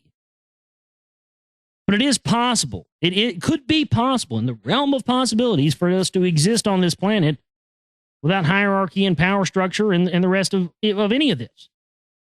It is possible. It may not be feasible, but it's possible. So anyway, let's continue on here. Enough ranting and stream of consciousness from me for one night. Obama civilian expeditionary force can aid weary troops. Here it is again. The patriotards were really pushing this one hard when it was first coming out. Well, but they talked about this under Clinton as well. The new draft, the draft 2.0, the stealth draft, where they call it something else. Well, Obama is out there hawking this motherfucker again. U.S. soldiers in combat could use an assist from a civilian workforce while trying to rebuild war-torn nations. That's right. That's right. Because it costs Halliburton and Brown and Root more to hire civilians and civilian contractors to go into these countries and rebuild them and install democracy. You guys ever seen War Inc.? It's a great example of that. They go in and bring democracy, which means blow the shit out of them and then come in with multinational corporations and set up strip malls. But see, they figured out that costs more. So if they enact something, this civilian expeditionary force or this civilian aid group, well, then you can get people to go in and do what Halliburton and Brown and Root are having to pay billions to do by just signing your name to a piece of paper, making a law, and then boom, you got yourself some nice slave labor that you don't call a draft and don't call slave labor or indentured servitude, that you call a civilian expeditionary force. Speaking at a town hall in Racine, Wisconsin, Obama called for sending a civilian expeditionary force to Afghanistan and Iraq to help overburdened military troops build infrastructure. His remarks were first reported by the Associated Press. Quote, "So what I'm trying to say is don't put all the burden on the military. Make sure that we've got a civilian expeditionary force," said the president, adding that the civilian force would build schools, bridges, and roads in regions cleared by military safety. And this is the kind of, there's that level that we just discussed, which is, free labor and, a boon for saving Halliburton and Brown and Root billions of dollars for not having to pay civilian contractors to come and do this stuff. But again, just like everything, there's another level to that, isn't there? And the other level to that is this. This is exactly the kind of issue that will drive the patriotards and the truthers and the teabangers absolutely frothing at the mouth, lock and load mad, which is exactly why I think that you're going to see more of these type of stories come out. You're going to see more and more of these things attempted to be pulled off because they've been doing this. They've been doing this for so long. Again, incrementalism, you know, the old analogy of the frog in the boiling water. You turn it up gradually. And if you don't turn it up all at once, then the frog never knows it's being cooked. Well, that's exactly what they're doing. They've done this for so long because they're just trying to push everything to the tipping point is what they're doing. And the more and more that people don't react in any significant way or in a violent way, and I'm certainly not calling for that. That's stupid. That's what they want. But what I'm saying is it's a catch-22. It's a double-edged sword. Because what they want is they want there to be civil unrest. They want there to be violent uprising for the people so they can come in and control and gain order through that chaos and then wipe a bunch of people out and have more excuses to use their military weaponry against civilians. But the flip side of that is when that doesn't happen, then they see that as a reason to just continue with what they're doing. It's amazing. It is amazing how they've got this. That movie that I was talking about earlier, The International, is a great example of that. You know, because that's pretty much what he finds out at the end is, you know, you can kill one banker. What do you think is going to happen if you kill one banker? 500 more just like them are going to pop up in their place. What happens if you go off one of these elite guys or something? You know, that was the whole thing in The International was, you know, hey, if you kill me, 100 guys just like me are going to pop in my place. That's what it is. They've got this thing so locked down and controlled that, again, if people don't rise up and they don't stand up against government and tyranny and the military, then they go, okay, well, great. Well, obviously we've got them brainwashed and dumbed down and conditioned and fluorided enough to where they're docile. So let's just continue. But they're pushing everything to that tipping point because they want it to reach that state as well. So that, again, they can, you know, declare martial law or whatever it is, or declare a state of emergency and then, you know, do away with all existing laws and then bring in a new stealth government right in the back door of that. But I think this is exactly the kind of issue that is going to push what I've been talking about even before Obama was elected, which was that there's going to be somebody in a 9/11 was an inside job shirt or a We Are Change shirt that it's either going to assassinate Obama or attempt to assassinate Obama. And this is the kind of story about the civilian draft thing that's going to push that kind of scenario into enacting, I think. Because we see more of these. The internet kill switch story that was hot over the past couple of weeks.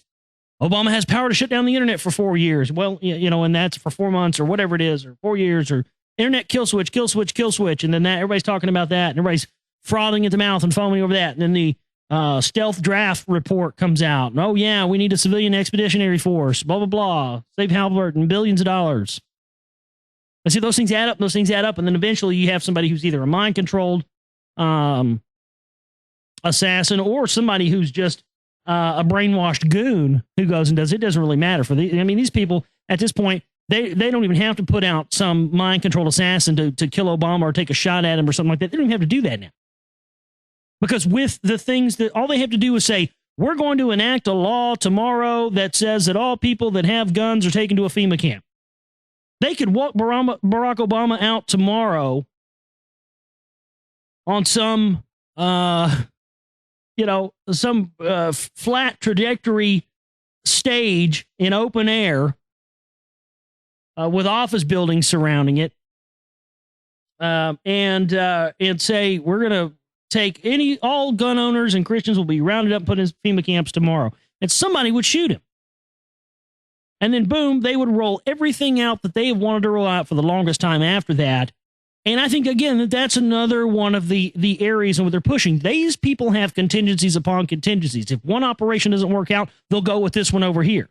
So any of these scenarios, when you hear people throw out scenarios, because this is the problem. People throw out scenarios when they say, I predict this is going to happen.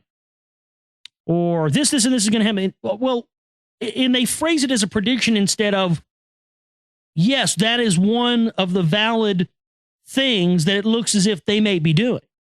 Because all of them are valid. Nobody's really right or wrong.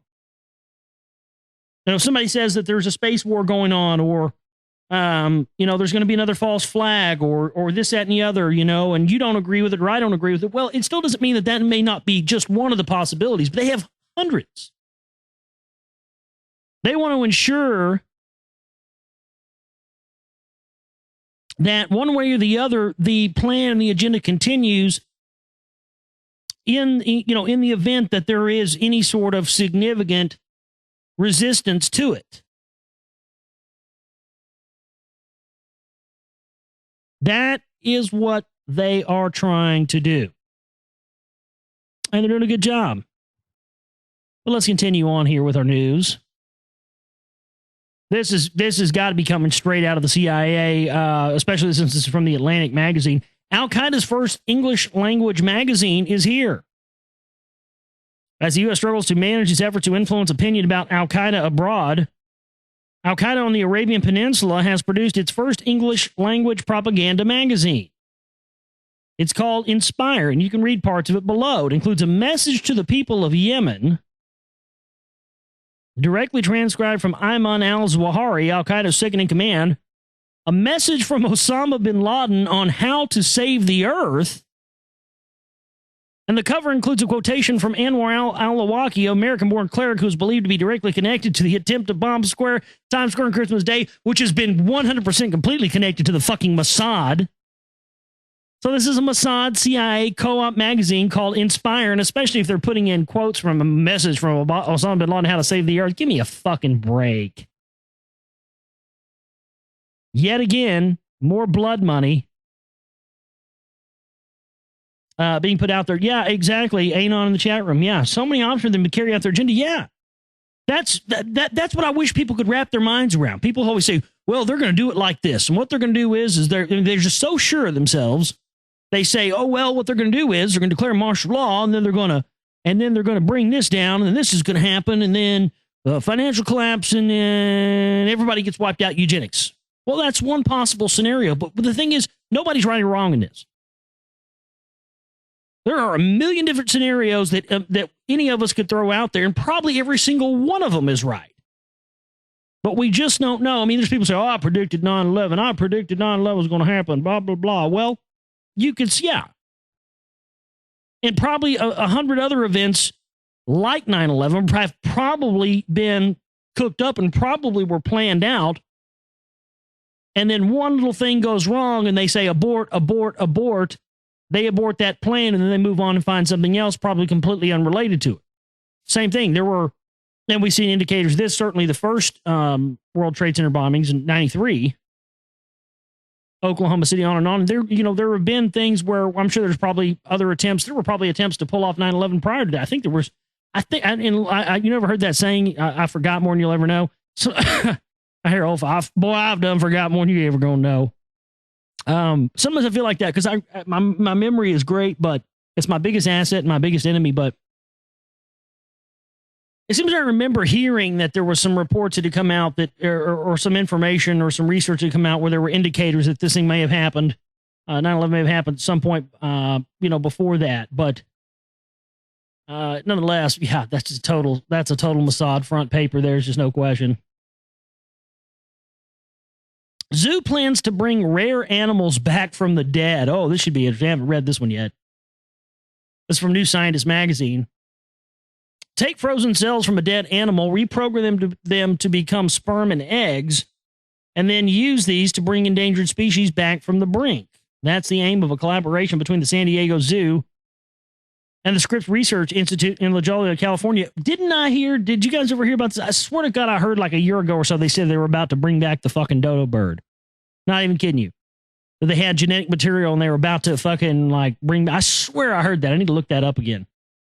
At the annual meeting of the International Society for Stem Cell Research in San Francisco last week, Inbar Frederick Ben Nunn and Janine Loring of Scripps described how they had created induced pluripotent stem cells from the frozen skin cells of a deceased male drill, an endangered monkey found in Nigeria, Cameroon, and the Equatorial Guinea. The team's long-term goal is to coax iPS cells into becoming sperm and eggs. They will be making iPS cells from tissue held by San Diego Zoo's Frozen Zoo Project, which has samples from some 8,400 individuals representing more than 800 species. The sperm eggs could be used in IVF treatments to add genetic diversity to captive breeding programs. You could actually breed from animals that are dead. And again, ARIC seed banks and all this stuff where they're keeping these different, and they're keeping all this DNA evidence. I mean, it's been said that the elite want to, basically wipe out all existing life on the surface of the earth, go underground, and then repopulate the planet with genetic recreations of animals, plant life, and everything else. Now, I mean, again, that's another one of those scenarios, isn't it? I guess that's possible. Sure, they have thought of that. Could be possible that is what they're going to do, but it's not something where, for me personally, I could ever get up here and say, this is 100% the plan. Like I heard one time about a year or so ago, I heard this recording of Alex Jones saying, I predicted 9/11. I'm predicting this. I'm telling you right now, zero, none possibility in the year 2030. It was 2030, 2020, something like that. 2030, artificially intelligent robot armies will invade every country in the world and drop neutron bombs on them, killing all people of the earth. Beyond any shadow of a doubt, zero discrepancy. That is what's going to happen. I'm not kidding you. I've got that recording somewhere. I have to find it. I'm not kidding you. He literally said that artificial intelligent robot armies are going to drop fucking neutron bombs. Now, if you know that beyond any shadow of a doubt, number one, where's your proof? Where is your documentation? Please give us this information you're privy to so we can see it too. Now that's, again, and not only that, if you knew beyond any shadow of a doubt and you knew that there was zero possibility and zero chance of changing that scenario, why would you still be doing a radio show and making films? I mean, if I had proof beyond any shadow of a doubt that was what is exactly what's going to happen, no question about it, no way out of it. Artificially intelligent robots will drop neutron bombs in every city by 2030. What would you do? Tell you what I'd do. I'd go get some whores and some blow, and I would fucking party like it was the end of the goddamn world. I'd have sex without a rubber. Oh, it'd be fucking great, dude. And so would you, fat boy down there in Austin, Texas. You do the same goddamn thing. So don't sit there and tell us that fucking artificially intelligent robots are going to fuck. Come on. I ain't believing that. That's what I'm saying. So again, any of these scenarios, yes, it's possible that Arctic seed banks and, all this DNA saving they're doing of these different species is for those purposes. But, to say that that's absolutely the only scenario, I think it's just naive to think that. Biologists find dead zones around BP oil spill, not surprising. Methane at 100,000 times normal levels has been creating oxygen-depleted areas devoid of life near BP's Deepwater Horizon spill. And all that methane is going up into the atmosphere, and it's going to cause a heating of the planet that they will then say is global warming. But I think, again, we're moving into it. There's all the evidence in the world is we're moving towards another ice age. So here's another one of those theoretical, in the realm of scope of possibility things I'm going to throw out there. Again, just theorizing here, just based on my research, not something I'm saying is 100%, the truth or 100% yes is what's going on. But just hear me out on this. I'm just saying theoretically, let's say, for instance, that these people have the knowledge and have the info that we are pretty sure that they do, which is that we are heading in towards a massive cooling cycle on this planet. We're heading towards another ice age. Now, if they also had information through their analysis and their supercomputers and all this AI stuff that they run, that, they can tell if red shoes are going to be popular 4 years from now, they know it 4 years ahead of time. Literally. Not kidding. They have that. But, I mean, do you think it's a possibility? I'm asking, this is a rhetorical, a theoretical question. Is it possible that in order to counteract this massive global cooling, they would need an massive increased amount of methane in the atmosphere to counteract this? And could it be possible that this is why they've allowed this Gulf disaster to go along for this? And yes, it's horrible and we see it. But this is the kind of thing that we know that these people have been caught red-handed doing again. They've done this again and again and again. We've caught these people constantly doing this kind of stuff, number one, we've caught them red-handed with spraying sulfur hexafluoride into the atmosphere, which again is, if you go and look at the Kyoto Protocol, SF6, sulfur hexafluoride is the most toxic greenhouse gas known to man. And the Department of Energy admits to spraying it. Narsto.org. I mean, they admit to spraying this stuff in the atmosphere. And this causes heating. So it wouldn't be a stretch to think that theoretically it is possible that these people could be trying to combat the ice age, but allowing all of this stuff to go into the atmosphere in order to cause more heating. Then they get their cap and trade. Then they get to put more restrictions on fossil fuels. They get their climate change stuff in.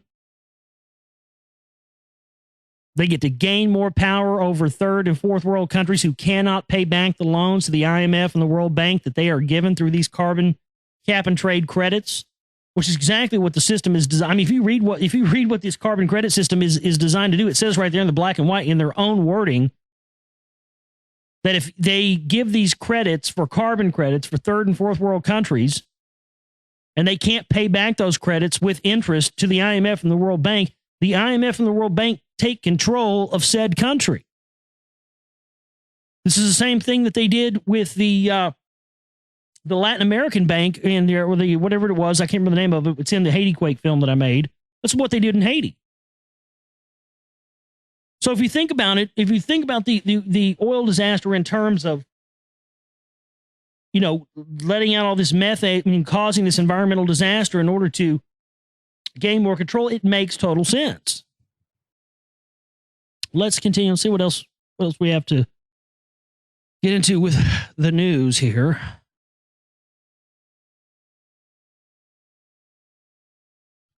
Chinese companies rent white foreigners. In China, white people can be rented for a day, a weekend, a week, up to even a month or two. Chinese companies are willing to pay high prices for fair-faced foreigners to join them as fake employees or business partners. Some call it white guy window dressing. To others, it's known as the white guy in a tie events, the token white guy gig, or simply face job. Now, face job is what they do in Japan. That's bukkake. Anyway, it is essentially all about the old age Chinese concept of face.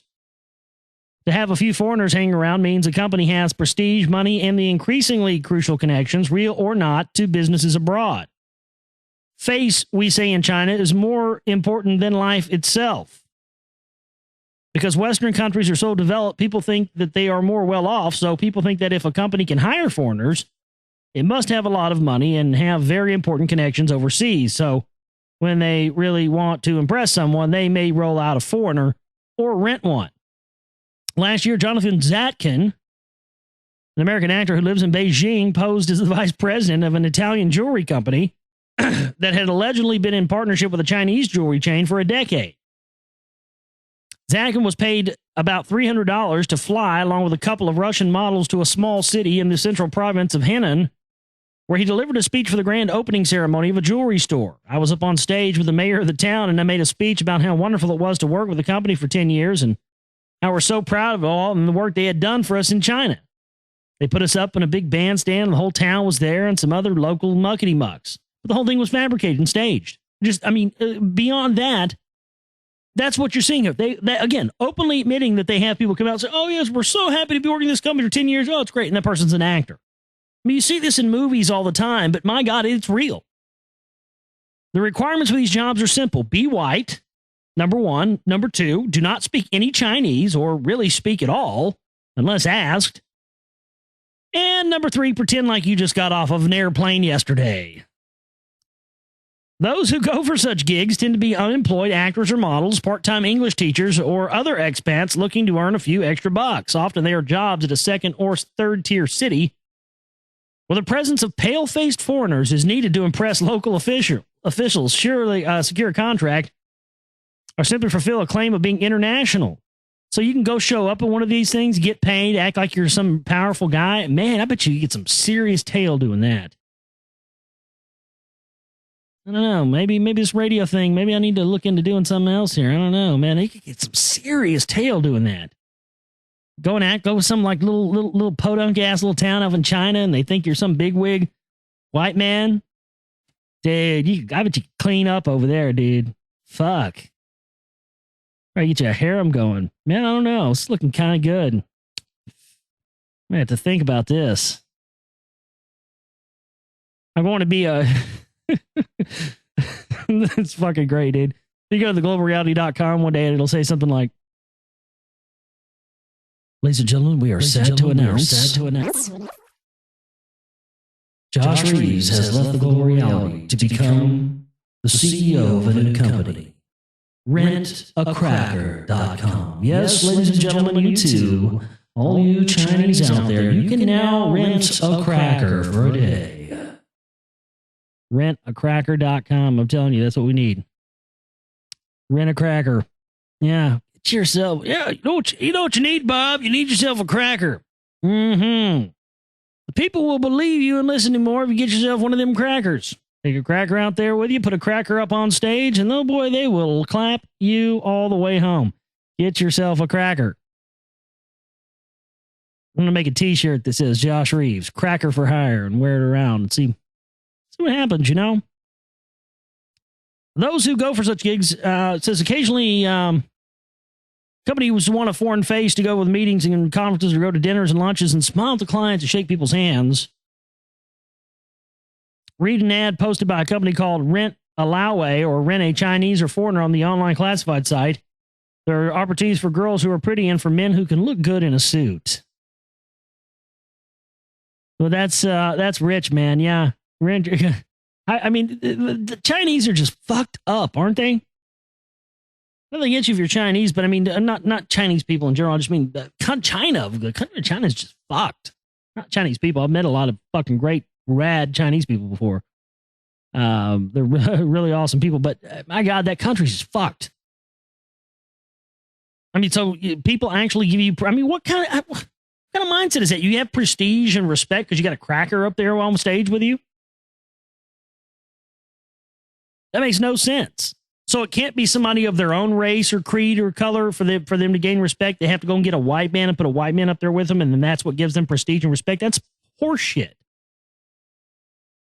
How fucking retarded and backwards is that? That's the world we live in, where having a white man on stage with you makes you more respectable? And then look, I mean, and then that's another part of the plan, isn't it? Yeah, that evil white devil that's running the world and trying to keep the colored man down, so that they try and think that you and I and, just regular everyday white people are somehow on board with those. Fuck that. I'm not on board with those people. I don't give a fuck what color the skin is. If you're an evil, tyrannical part of the elite power structure, you're no friend of mine. I don't give a damn what color, creed, race you are. It does not matter to me. Same thing with people that, it's like, I don't even know anybody that pays attention to race. It's so retarded. I mean, yeah, you'll say, people say racist stuff and in passing and joking sometimes. I mean, me and my friends do that all the time. My Mexican friends will say, something about, something crazy white people do. And we'll say, make some, yeah, motherfucker, you're over there falling asleep on the couch, aren't you sleepy ass Mexican? I mean, we do that shit all the time over here, but it's just playing around shit, because we're fucking around, we're friends. But besides that, there is no real racism anymore. But they try to put that out there and parade it out there as if it is real. And then again, people are parrots. Mammals are, we just mimic what the elders in the tribe do. And so people see that happening and they mimic that. And then people go, oh, there's racism. There's racism. There really isn't. Anyway, I could go on about that all night.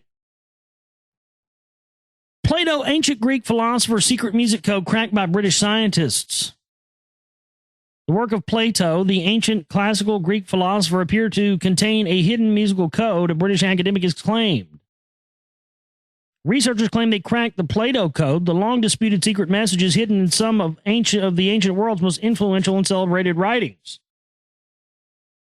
Dr. J. Kennedy, a historian and philosopher of science at the University of Manchester, found Plato used a regular pattern of symbols to give his writing a musical structure.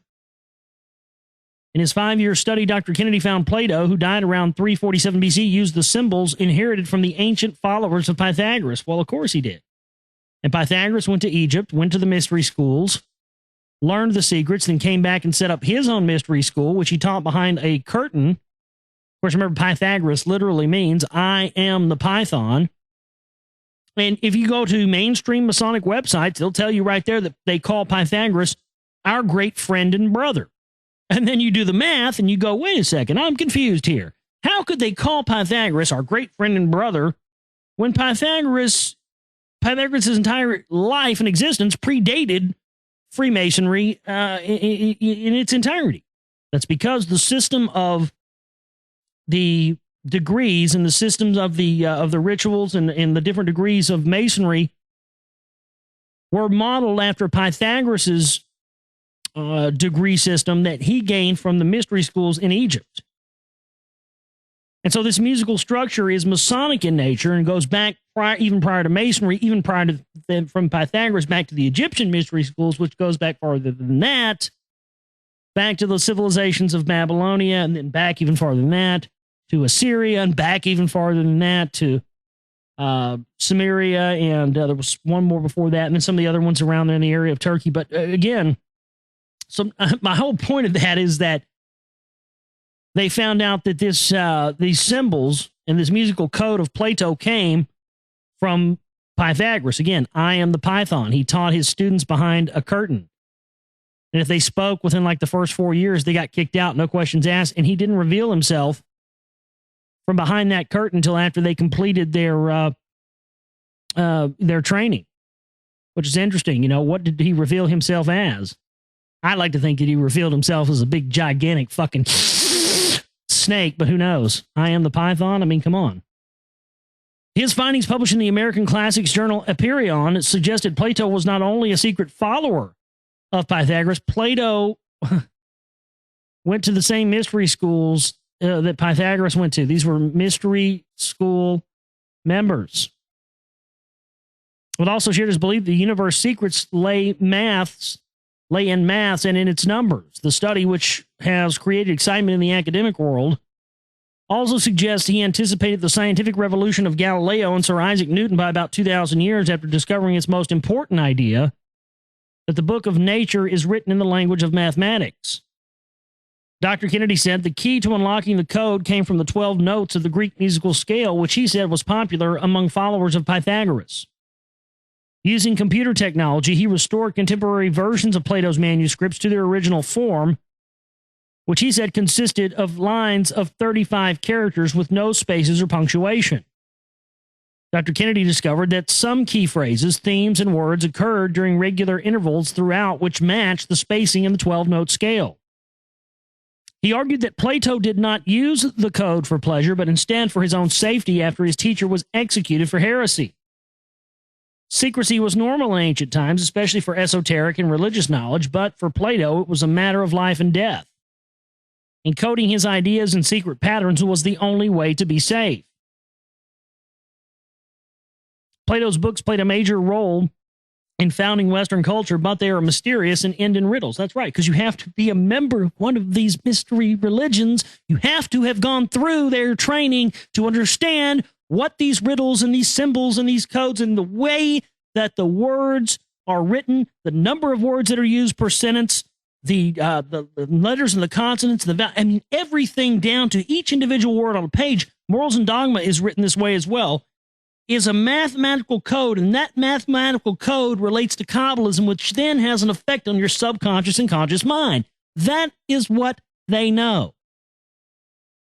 I can't tell you how many, it's amazing, man. I can't tell you how many Freemasons and stuff I've met, lower level guys and stuff, going out to concerts or whatever, different places. Every one of them, if they hear me talk for a while, they're like, I can't believe you're not, if you walked up and became a Freemason, they would like ramrod you into the highest degrees immediately. And I'll talk about this stuff. And I mean, I've literally had people that are Freemasons saying, I've heard Grandmasters that don't know as much as you. That's because if you know what to look for and you spend your time and dedicate to this, you can know these things. You don't have to go join one of their groups. I'm not a joiner. I'm not going to join a mystery religion or a secret society thing. That's all horseshit to me. It's all knowledge, man. Anybody can have it. But that's another one of the goals here, is to get that information and spread it out to the masses. In antiquity, many of his followers said the books contained hidden layers of meaning and secret codes. But this way was rejected by modern scholars, right? Because the modern scholars, in secret, are involved in the same mystery religions that Plato and Socrates and Pythagoras were all in, and so they have a staked, vested interest in never revealing the true secrets. Bada bing, bada boom, that's all there is to it. It is a long and exciting story. Basically, I cracked the code. I have shown rigorously that the books do contain codes and symbols, and that unraveling them reveals the hidden philosophy of Plato. The result was amazing. It was like opening a tomb and finding a new set of gospels written by Jesus Christ himself. The paper has been circulated among scholars who believe it could have merit. Okay, well, where's the link to that information? Where do I find that information? Where do I find out how to go and get that knowledge and learn how to use it and see the code cracked for myself?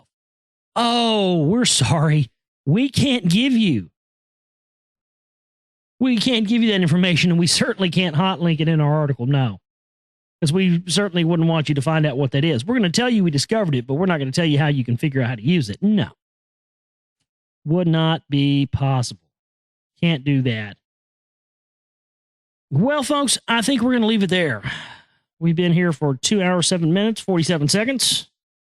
Tonight for the special late night edition of the show, but I appreciate everybody being here with us tonight. And we'll be back here later today. Probably in about, I don't know, 12 hours, 13, 14, I don't know. We'll see. Well, sometime we'll be live here for today's, tomorrow's, whatever it is, edition. Please support us. We barely scraped by this month, and we're lucky to get a donor that helped us get the money to cover the bills for the month. But that put us at zero. Once I paid the bills and everything, we're at zero. And I had to pay an extra $50 to get an extension because we didn't get what we needed in on time. It's been a big mess. But this is what I do. This is my job. I don't sell you dick pills. I don't sell you gold. I don't want you to, buy my DVDs, even though they're on my website. I don't ask you to do that. Whatever you want to do. All I know is we need your support. I have to eat. I have to live. I have to survive. This is what I do. And, I'm glad that we got the money to pay the bills, but we got to make films and we got to eat and live. So please support us. Shipping banner is there for the bills for the month. If you want to make another personal donation towards me or for my films, use the donate button and not the chipping banner. My birthday's coming up next Tuesday. If you want to shoot me a birthday present, hey, feel free to do that. Either way, my name is Josh Reeves, and I love each and every one of you. I want to thank all you late night Denzians for being here with us tonight. We'll see you next time for the show. You guys take care.